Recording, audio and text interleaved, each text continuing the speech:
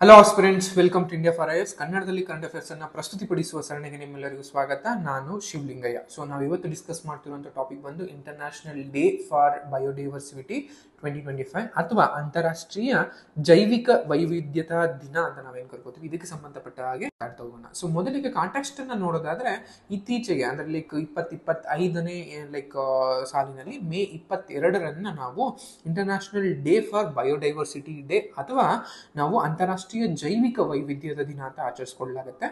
So ಈ ಏನು international day for ಬಯೋಡೈವರ್ಸಿಟಿಗೆ 1992ರ ಒಂದು ಮೇ 22ರಂದು ಮೊದಲ ಬಾರಿಗೆ ಏನು ರಿಯೋ ಭೂ ಶೃಂಗಸಭೆಯಿಂದ ಅಥವಾ ಅರ್ತ್ ಸಮಿಟ್ ಅಂತ ನಾವೇನು ಕರ್ಕೋತೀವಿ, ಆ ಒಂದು ಇದರಲ್ಲಿ ಜೈವಿಕ ವೈವಿಧ್ಯತಾ ಸಮಾವೇಶ ಅಂಗೀಕರಿಸಲ್ಪಟ್ಟಿದ್ದನ್ನ ಸ್ಮರಿಸುತ್ತೆ.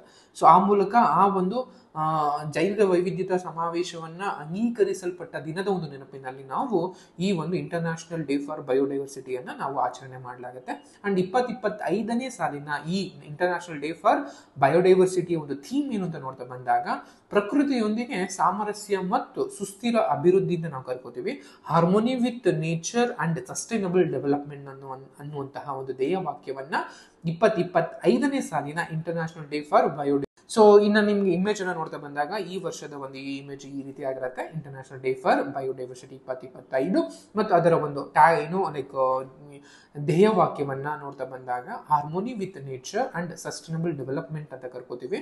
ಸೊ ಇದಿಷ್ಟು ಜೈವಿಕ ವೈವಿಧ್ಯತಾ ಸಮಾವೇಶ ಅಂದ್ರೆ ಏನು ಅಂತ ನೋಡ್ತಾ ಬಂದಾಗ, ಮೊದಲಿಗೆ 1992ರಲ್ಲಿ ವಿಶ್ವಸಂಸ್ಥೆಯ ಪರಿಸರ ಮತ್ತು ಅಭಿವೃದ್ಧಿ ಸಮ್ಮೇಳನ ಅಂತ ಕರಿತೀವಿ, ಅಥವಾ ಅದನ್ನ ರಿಯೋ ಭೂ ಸಮ್ಮೇಳನ ಅಂತಾನೂ ಕೂಡ ಕರ್ಕೋತೀವಿ. ಈ ಸಮಾವೇಶದಲ್ಲಿ ಮೊದಲನೇ ಬಾರಿಗೆ ಸಹಿಯನ್ನು ಹಾಕೋದಕ್ಕೋಸ್ಕರ ಸಮಾವೇಶವನ್ನು ತೆರಲಾಯಿತು. ಸೊ ಇದನ್ನು ನಾವು ಜೈವಿಕ ವೈವಿಧ್ಯತಾ ಸಮಾವೇಶ ಅಂತ ಕೂಡ ಕರ್ಕೋತೀವಿ. 1993ರ ಒಂದು ಡಿಸೆಂಬರ್ 29ರಂದು ಈ ಒಂದು ಯೋಜನೆ ಜಾರಿಗೆ ಬಂದಿರುತ್ತೆ. COPಯ ಮೊದಲ ಒಂದು ಈ ಅಧಿವೇಶನವನ್ನ 1994ರ ಒಂದು ಬಹಾಮಾಸ್ ನಲ್ಲಿ ನಾವು ನಿಗದಿಪಡಿಸಲಾಗಿರುತ್ತೆ. ಸಚಿವಾಲಯ ಬಂದು ಅದರದ್ದು ಮ್ಯಾಂಟ್ರಿಯಲ್ ಅಂಡ್ ಕೆನಡಾದಲ್ಲಿದೆ ಅನ್ನೋದು ನಿಮಗೆಲ್ಲ ಗೊತ್ತಿರಬೇಕಾಗತ್ತೆ. ಅನುಮೋದನೆಗೆ ಬಂದಾಗ ನಮಗೆ ಒಟ್ಟಾರೆಯಾಗಿ ಈ CBDಗೆ ಏನು ನಮಗೆ 196 ರಾಷ್ಟ್ರಗಳು ಅಂಗೀಕರಿಸಲ್ಪಟ್ಟಿದೆ. ಅತ್ಯಂತ ವ್ಯಾಪಕವಾಗಿ ಅಂಗೀಕರಿಸಲ್ಪಟ್ಟಂತಹ ಅಂತಾರಾಷ್ಟ್ರೀಯ ಒಪ್ಪಂದಗಳಲ್ಲಿ ನಮಗೆ CBT ಕೂಡ ಈ ಏನು ಜೈವಿಕ ವೈವಿಧ್ಯ ಸಮಾವೇಶ ಕೂಡ ನಮಗೆ ತುಂಬಾನೇ ಒಂದಾಗಿರುತ್ತೆ. ಈ ಸಮಾವೇಶವನ್ನ ಅಂಗೀಕರಿಸದ ಏಕೈಕ ಒಂದು ವಿಶ್ವಸಂಸ್ಥೆಯ ಸದಸ್ಯ ರಾಷ್ಟ್ರ ಅಂತ ಅಂದಾಗ ಯುನೈಟೆಡ್ ಸ್ಟೇಟ್ಸ್ ಅಂತ ಕರ್ಕೋತೀವಿ. ಇದು ನಮ್ಗೆ ಇನ್ನೂ ಕೂಡ ನಮಗೆ ಈ ಒಂದು CBDಗೆ ನಮ್ಗೆ ಇಲ್ಲಿವರೆಗೂ ಕೂಡ.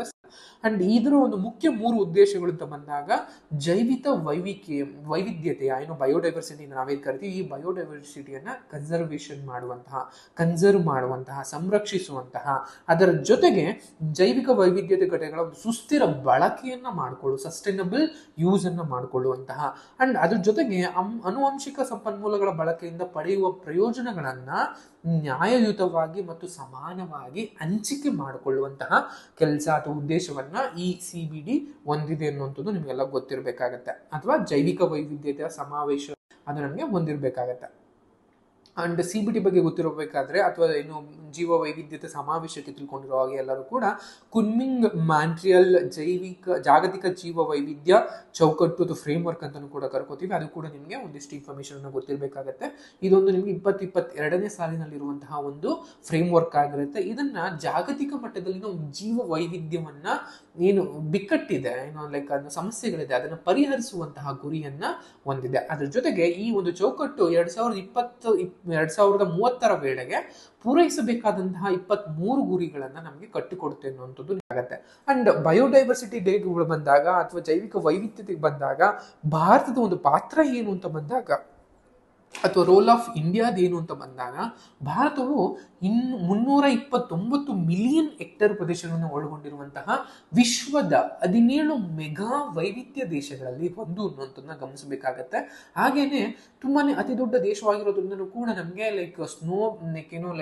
ಮಂಜು ಬೀಳುವ ಪ್ರದೇಶಗಳಿಂದ ಹಿಡಿದು ಕರಾವಳಿಯಿಂದ, ಮರುಭೂಮಿಯಿಂದ ಮತ್ತು ಹೆಚ್ಚು ಮಳೆ ಬೀಳುವ ಪ್ರದೇಶಗಳನ್ನು ಕೂಡ ಭಾರತ ಹೊಂದಿದೆ. ಆ ಮೂಲಕ ಸಮೃದ್ಧವಾದಂತಹ ಒಂದು ಜೈವಿಕ ವೈವಿಧ್ಯತೆಗೆ ಹೆಸರುವಾಸಿಯಾಗಿದೆ ಭಾರತ ಅನ್ನುವಂಥದ್ದು ನಿಮಗೆಲ್ಲ ಗೊತ್ತಿರಬೇಕಾಗತ್ತೆ. ಈ ಜೈವಿಕ ಭೌಗೋಳಿಕ ಒಂದು ಪ್ರದೇಶದಲ್ಲಿ 1,00,000ಕ್ಕೂ ಹೆಚ್ಚು ಜಾತಿಯ ಒಂದು ಪ್ರಭೇದದ ಪ್ರಾಣಿಗಳಾಗಿರ್ಬೋದು ಅಂಡ್ 55,000ಕ್ಕೂ ಹೆಚ್ಚು ಜಾತಿಯ ಸಸ್ಯಗಳನ್ನ ಭಾರತ ಗೊತ್ತಿರಬೇಕಾಗತ್ತೆ. ಈ ಜೈವಿಕ ಒಂದು ಏನು ವೈವಿಧ್ಯತೆ ಇದೆ ಇದನ್ನ ಸಂರಕ್ಷಿಸುವಂತಹ ಪ್ರಯತ್ನಗಳನ್ನ ಭಾರತ ಯಾವೆಲ್ಲ ಮಾಡಿದೆ ಅಂತ ನೋಡ್ತಾ ಬಂದಾಗ 2008ರಲ್ಲಿ ಪ್ರಾರಂಭವಾದಂತಹ ಮತ್ತು 2014ರಲ್ಲಿ ನವೀಕರಿಸಲಾದಂತಹ ರಾಷ್ಟ್ರೀಯ ಜೀವ ವೈವಿಧ್ಯ ಕ್ರಿಯಾ ಯೋಜನೆ ಅಂತ ನಾವೇನ್ ಕರ್ಕೋತೀವಿ ಅದಾಗಿರ್ಬೋದು.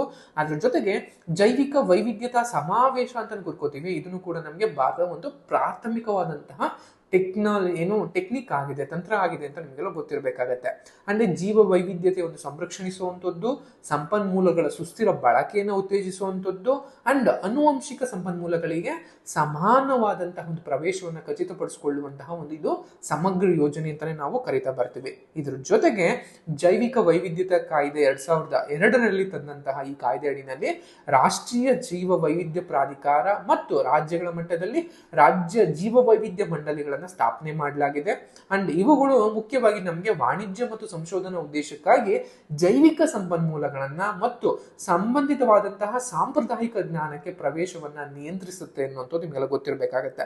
ಇದರ ಜೊತೆಗೆ ಸಾರ್ವಜನಿಕವಾದಂತಹ ಒಂದು ಜನರ ಜೀವ ವೈವಿಧ್ಯ ನೋಂದಣಿಗಳು ಅಂತ ಕರಿತೀವಿ. ಅಂದ್ರೆ ಸ್ಥಳೀಯ ಏನು ಜೈವಿಕ ಸಂಪನ್ಮೂಲಗಳಿದಾವೆ ಅಥವಾ ಏನು ಸಾಂಪ್ರದಾಯಿಕ ಒಂದು ಪರಿಸರ ಜ್ಞಾನ ಮತ್ತು ಸಂರಕ್ಷಣಾ ಪದ್ಧತಿಗಳನ್ನ ಸಮುದಾಯ ನಿರ್ವಹಿಸುವ ಒಂದು ದಾಖಲೆ ಆಗಿದೆ ಅಂತಾನೆ ಹೇಳ್ತಾ ಬರ್ಬೋದು.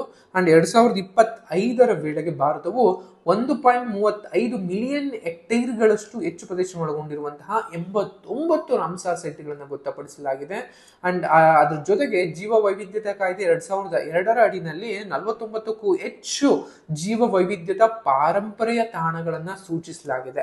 ಸೊ ಇವೆಲ್ಲವೂ ಕೂಡ ಭಾರತ ತನ್ನ ಜೀವ ವೈವಿಧ್ಯತೆಯನ್ನ ಅಥವಾ ಜೈವಿಕ ಪ್ರದೇಶಗಳನ್ನ ಉಳಿಸ್ಕೊಳ್ಳುವಂತಹ ಸಂರಕ್ಷಿಸುವಂತಹ ಕೆಲಸಗಳನ್ನ ಮಾಡ್ತಾ ಬರ್ಬೋದು. ಅಂಡ್ ವೇ ಫಾರ್ವರ್ಡ್ ಏನೇನು ಅಥವಾ ಮುಂದಿನ ಕ್ರಮಗಳೇನು ಅಂತ ಬಂದಾಗ ನಾವು ಈ ದಿನ ಏನಿದೆ ಅಂದ್ರೆ ಲೈಕ್ ಬಯೋಡೈವರ್ಸಿಟಿ ಡೇ ಏನಿದೆ ಇದು ನಮಗೆ ಪ್ರಕೃತಿ ಮತ್ತು ಮಾನವನ ಉಳುವಿನ ನಡುವಿನ ಒಂದು ಸಂಕೀರ್ಣ ಸಂಬಂಧವನ್ನ ಸೂಚಿಸುತ್ತೆ ಎಂದು ನಿಮಗೆಲ್ಲ ಗೊತ್ತಿರಬೇಕಾಗತ್ತೆ. ಇದರ ಜೊತೆಗೆ ಜೈವ ವೈವಿಧ್ಯತೆ ಕ್ಷೀಣಿಸೋದ್ರಿಂದಾಗಿ ಪ್ರಕೃತಿಯ ಸಾಮರಸ್ಯವನ್ನ ಬೆಳೆಸೋದಿಕ್ಕೆ ಅಥವಾ ಸುಸ್ಥಿರ ಅಭಿವೃದ್ಧಿಯನ್ನ ಲೈಕ್ ಗುರಿಗಳನ್ನ ಪೂರೈಸಲು ತುರ್ತು ಸಾಮೂಹಿಕ ಕ್ರಮವನ್ನ ಅಂದ್ರೆ ತುರ್ತು ಸಾಮೂಹಿಕ ಕ್ರಿಯಾ ಇದಾವುದು ಕೂಡ ಕೇವಲ ಒಂದು ಜನರು ತೆಗೆದುಕೊಂಡ್ರು ಸಾಲಲ್ಲ ಅಥವಾ ಸರ್ಕಾರ ಕೇವಲ ಮಾತ್ರ ತೆಗೆದುಕೊಂಡ್ರು ಸಾಲಲ್ಲ, ಎಲ್ಲರೂ ಸೇರ್ಬೇಕು. ಸರ್ಕಾರಗಳಾಗಿರ್ಬೋದು, ಜನಪ್ರತಿನಿಧಿಗಳಾಗಿರ್ಬೋದು, ಜನರಾಗಿರ್ಬೋದು, ಸಮುದಾಯಗಳಾಗಿರ್ಬೋದು ಅಥವಾ ಖಾಸಗಿ ವಲಯದ ಕಂಪನಿಗಳಾಗಿರ್ಬೋದು, ಇವೆಲ್ಲವೂ ಕೂಡ ಸೇರ್ಕೊಂಡ್ರೆ ಮಾತ್ರ ಈ ನಮ್ಮಲ್ಲಿ ಏನು ಜೀವ ವೈವಿಧ್ಯತೆ ಇದನ್ನ ಅದನ್ನ ನಾವು ಉಳಿಸ್ಕೊಳ್ಳುವಂತಹ ಕೆಲಸವನ್ನ ಕಾರ್ಯಸಾಧ್ಯವಾಗುತ್ತೆ. ಸೊ ಭಾರತದ ಒಂದು ಶ್ರೀಮಂತವಾದಂತಹ ಈ ಒಂದು ಸಮೃದ್ಧವಾದಂತಹ ಜೀವ ವೈವಿಧ್ಯ ಆಗಿರ್ಬೋದು, ಸಾಂಪ್ರದಾಯಿಕ ಲೈಕ್ ಇಂಟೆಲಿಜೆನ್ಸ್ ಅಂತ ನಾವೇನ್ ಕರ್ಕೋತೀವಿ, ಬುದ್ಧಿವಂತಿಕೆ ನಾವೇನ್ ಕರ್ಕೋತೀವಿ, ಇವನ್ನ ಜಾಗತಿಕ ಸಂರಕ್ಷಣಾ ಪ್ರಯತ್ನಗಳಿಂದ ಮಾದರಿಯನ್ನಾಗಿ ಮುನ್ನಡೆಸುವಂತಹ ಮತ್ತು ವಿಶಿಷ್ಟ ಸ್ಥಾನದಲ್ಲಿ ಅವನ್ನ ಮಂಡಿಸುವಂತಹ ಕೆಲಸವನ್ನ ಮಾಡ್ತಾ ಬರಬೇಕು ಅಂತ ಹೇಳ್ತಾ ಸೊ ಇವತ್ತು ಏನ್ ಮಾಡ್ತಾ ಇದ್ದೀನಿ. Thank you.